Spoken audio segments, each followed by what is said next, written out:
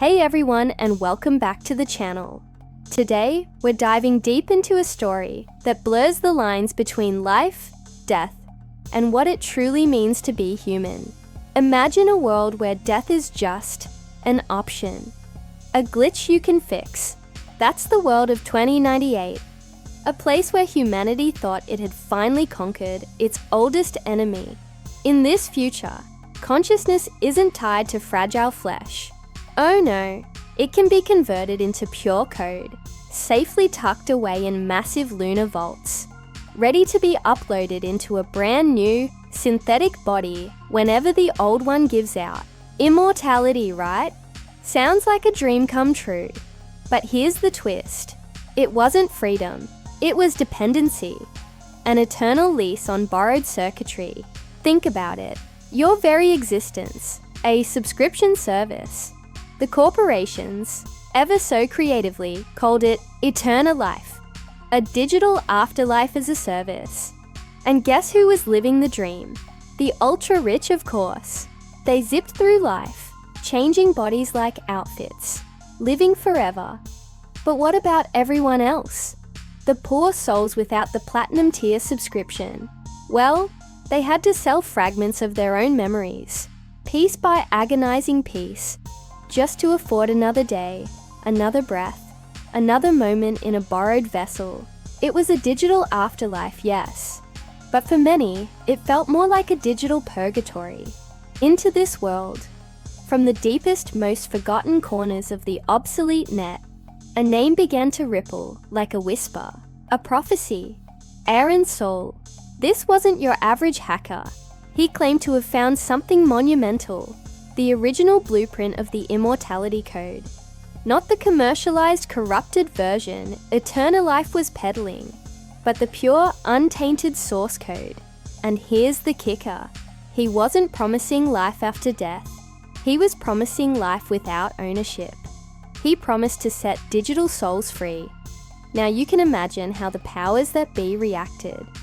Governments immediately branded him a terrorist. His creation, they called it the virus of mortality, because to them, true immortality, the kind they sold, depended on control. But those who dared to seek him out, deep within the darknet's mirror forums, painted a different picture. They described a man who didn't speak like a criminal. He spoke like a philosopher. Arin Sol had a profound message. Eternity without purpose, he said, is just another prison. This wasn't just about escaping death. It was about reclaiming meaning. It was about challenging the very definition of existence in a world that had forgotten the beauty of an ending.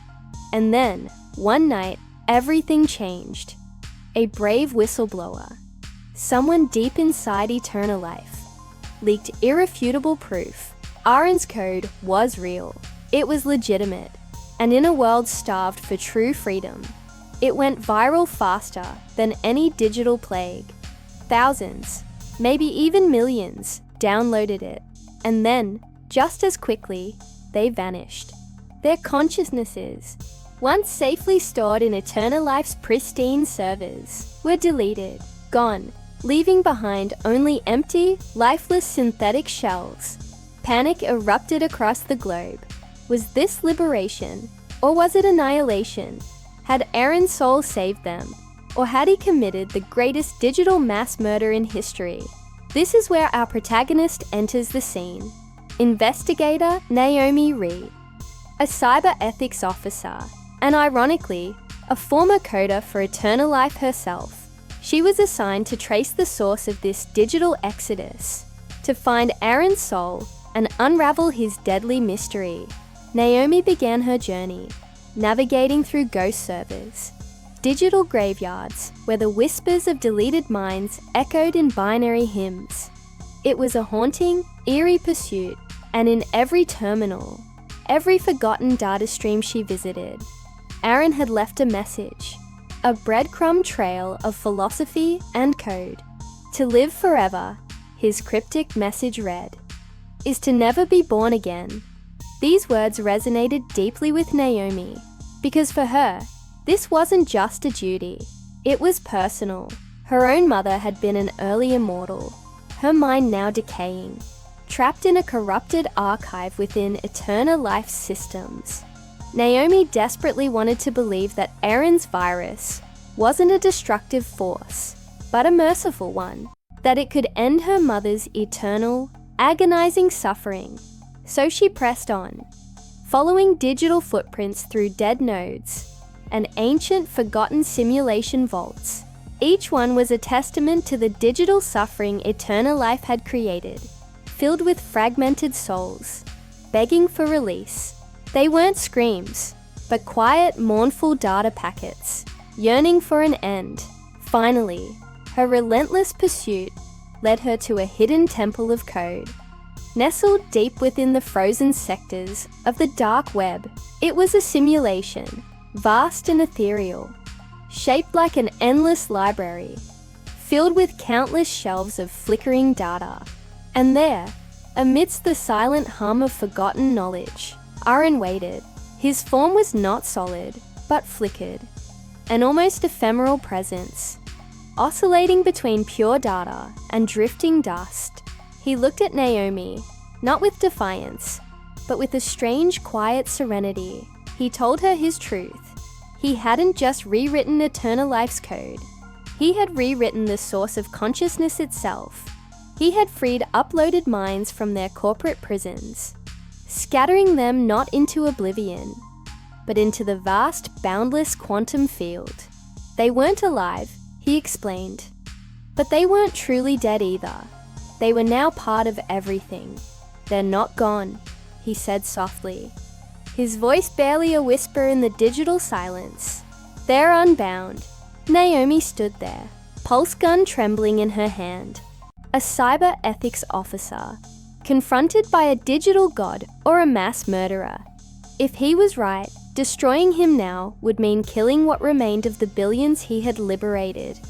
If he was lying, then he was the architect of an unimaginable genocide. Her finger hovered over the trigger. But before she could make her choice, before she could act, the world outside their digital sanctuary shifted. Eternal Life's massive global systems began to collapse. Backup vaults emptied. Immortal clients, once so smug in their endless lives, flickered into silence across the world. Naomi's neural implant, usually a conduit for data and communications, was suddenly flooded. Not with screams of terror, but with millions upon millions of final messages. Messages filled with gratitude. And then, through the digital cacophony, a voice broke through. Her mother's voice, clear, peaceful. "Thank you," it said, "for letting me rest." Naomi looked back at Arin, but he was gone.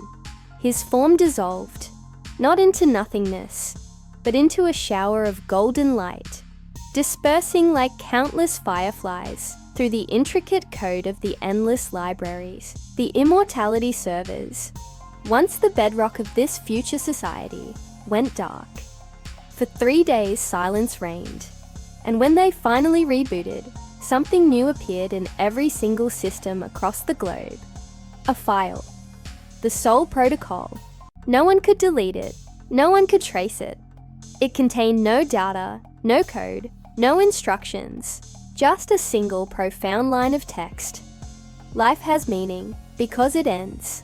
Months later, Naomi Rhee, the cyber ethics officer, resigned. She found she could no longer bear the silence of a world that had lost its ghosts.